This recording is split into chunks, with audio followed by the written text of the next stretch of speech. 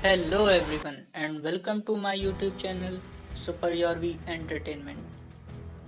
Guys, Marvel studio and Sony pictures हम fans के लिए लेकर आया है जबरदस्त favourite movie Venom 2 let there be a carnage, जो कि यूएस में रिलीज हो गई है और हम सभी इसे इंडिया में जल्द से जल्द देखने के लिए एक्साइटेड हैं।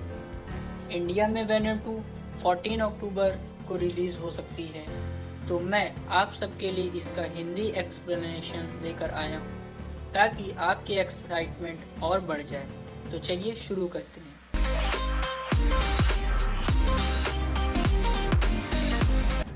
Venom 2 let there be a carnage को IMDb रेटिंग मिली है 6.7 आउट ऑफ 10 और रोटेन टमेटो रेटिंग है 58%। इसके डायरेक्टर हैं एंडी सर्किस। मेन कास्ट हैं टॉम हार्डी जो कि वैनम का रोल करते हैं, वुडी हार्लसन जो कि कार्नेज का रोल कर रहे हैं, मिशेल विलियम्स जो कि एन का रोल कर रही हैं, नाओमी हैरिस जो कि श्रेक और फ्रांसिस का रोल कर रही हैं।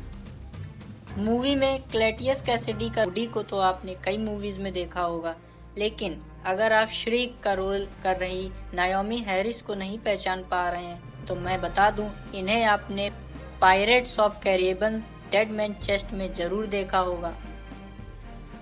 तो चलिए मूवी एक्सप्लेनेशन स्टार्ट करते हैं। मूवी की स्टोरी स्टार्ट होती है एक अबेंडेंट चिल्ड्रन ऑर्फनेज से, जहां क्लेटियस कैसिडी एक मेंटल असाइलम जैसे कमरे में बैठा है। श्रीक यानी फ्रांसिस से बात कर रहा है। वह क्लेटियस से कहती है कि उसकी म्यूटेंट पावर उससे कंट्रोल नहीं हो रही हैं और एब्रप्टली इंक्रीज होती जा रही हैं। दोनों बचपन से ही ऑर्फनेज में बड़े हुए होते हैं और अच्छे फ्रेंड्स होते हैं। श्रीक क्लेटियस को बताती है कि डॉक्टर उसके बढ़ते म्यूटेशन की वजह से उस पर एक्सपेरिमेंट करना चाहते हैं और वह डरी हुई है।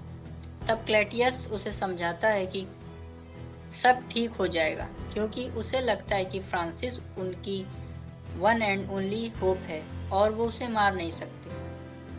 तभी कुछ डॉक्टर आकर फ्रांसिस को ले जाते हैं। वह उसे सीक्रेट एक्सपेरिमेंट की जगह ले जाना चाहते हैं। यह देख क्लेटियस उसे बचाने की कोशिश करता है, लेकिन वह कुछ नहीं कर पाता है। रास्ते में फ्रांसिस खुद को छुड़ाने के लिए लड़ती है, तभी एक गार्ड उसकी आंख फोड़ देता है, क्योंकि फ्रांसिस के पास सोनार पावर होती है जो कि अपनी शोर पावर से सब कुछ बर्बाद कर सकती है। लेकिन वो भागने में नाकाम हो जाती है और वो लोग उसे रेवेनक्रॉफ्ट नाम की एक जगह ले जाते हैं, जहां डॉक्टर उस पर एक्सपेरिमेंट करती हैं, जो कि बहुत क्रूअल होती है। नेक्स्ट सीन में हम क्लेटियस की फ़ोटो न्यूज़ में देखते हैं, जिस पर लिखा होता है will Cletus Cassidy get the death sentence, और नीचे लिखा होता है police search for more bodies. अब इस न्यूज़ में यह पता चलता है कि क्लेटियस ने कई मर्डर किए होते हैं, लेकिन उसे फांसी नहीं दी जा सकी है, क्योंकि शायद पुलिस डेड बॉडीज़ को अभी तक सर्च नहीं कर पाई। नेक्स्ट सीन में एडी से एक डिटेक्टिव जिसका नाम पैट्रिक है, वह एडी से क्लेटियस का इंटरव्यू करने के लिए कहता है, क्योंकि एक वही है जिससे क्लेटियस बात करना चाहता है और डेड बॉडीज कहाँ बरी की हैं इसका पता बताना चाहता है। तभी वेनम डिटेक्टिव को खाने के लिए निकलता है, लेकिन एडी उसे मना कर देता है, जिस पर दोनों बहस करने लगते हैं और एक दूसरे को बुरा भला कहने लगते हैं। आगे एडी क्लेटियस से मिलने जेल जाता है। एडी क्लेटियस से पूछता है कि तुम मुझसे क्यों मिलना चाहते थे और मैं ही क्यों? तो क्लेटियस कहता है बिकॉज आई लाइक यू, और वह उससे सौदा करता है कि अगर वो क्लेटियस का मैसेज उसके फैंस तक पहुंचा दे, जो कि है distant cathedral all I see fractured angel the other part of me, तो वह पुलिस को डेड बॉडीज की बरी की हुई लोकेशन बता देगा। असल में वह ये मैसेज फ्रांसिस के लिए न्यूज़ में निकलवाना चाहता है। क्लेटियस की सेल की दीवार पर कुछ लिखा होता है, जैसे कि to the strike was given between suffering, Venom देख लेता है और दीवार पर बनी 2 पिक्चर्स को देखने के लिए एडी से कहता है, जो कि एक कैथेड्रल और एक ग्रेवयार्ड की होती है। एडी वहां से चला जाता है और पुलिस को या डिटेक्टिव को कुछ भी नहीं बताता है, लेकिन पुलिस को डेड बॉडीज का पता चल जाता है और एडी से एक न्यूज़पेपर रिपोर्टर पूछ लेता है कि क्या क्लैसियस कैसिडी उसे पसंद करता है। इसके बाद क्लैटियस को फांसी हो जाती है और फ्रांसिस को इसका पता चल जाता है।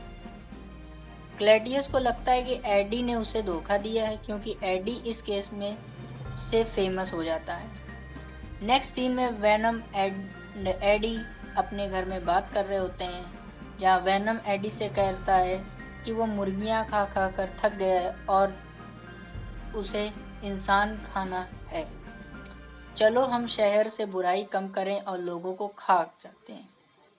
नेक्स्ट सीन में एडी मिसेस चैन की शॉप जाता है, फिर वहां से पोल्ट्री फार्म जाता है ताकि वेनम को मुर्गियां खिला सके, लेकिन रास्ते में एक रॉबर को देखकर उसका मन ललचा जाता है और वो उसे खाने के लिए कहता है, लेकिन एडी वहां भी उसे रोक देता है। नेक्स्ट सीन में एडी एन से मिलने जाता है, जहां एन एडी को बताती है कि उसकी एंगेजमेंट डैन से हो चुकी है। वो एडी से पूछती है कि क्या वेनम अभी भी उसके साथ है, जिस पर एडी कहता है नहीं, लेकिन वो वेनम से कहती है कि एडी का ध्यान रखे, क्योंकि उसे पता होता है कि वेनम मरा नहीं था। नेक्स्ट सीन में अगली सुबह क्लैटियस का उसके लिए लेटर मिलता है, जिसमें लिखा होता है कि उसकी फांसी का जिम्मेदार एडी है और वो अपनी बचपन की शरारतों से लेकर ऑर्फनेज में फ्रांसिस से मिलने तक के बारे में बताता है, और वो हमेशा फैमिली के प्यार के लिए तरसता रहा है, ये भी बताता है। जिस पर एडी उससे कहता है कि अपनी मदर एंड ग्रैंड मदर को मार दोगे तो प्यार कहाँ से मिलेगा, जिस पर क्लॉटियस एडी को बुरा भला भी कहने लगता है। वेनम ये सब सुन के गुस्सा जाता है और क्लैटियस को मारने लगता है। तभी क्लैटियस एडी का हाथ काट लेता है, जिससे वेनम का कुछ सिम्बायोट क्लैटियस के मुंह में रह जाता है। अब यहीं से क्लैटियस के कार्नेज बनने की कहानी शुरू होती है। सो गाइस, आज के लिए पार्ट 1 में इतना ही। नेक्स्ट पार्ट इसके जस्ट बाद आएगा। आपको यह वीडियो अच्छा लगता है तो वीडियो को लाइक करो, शेयर करो और मेरे चैनल सुपर योरवी एंटरटेनमेंट को सब्सक्राइब करो। Thanks, bye and be awesome.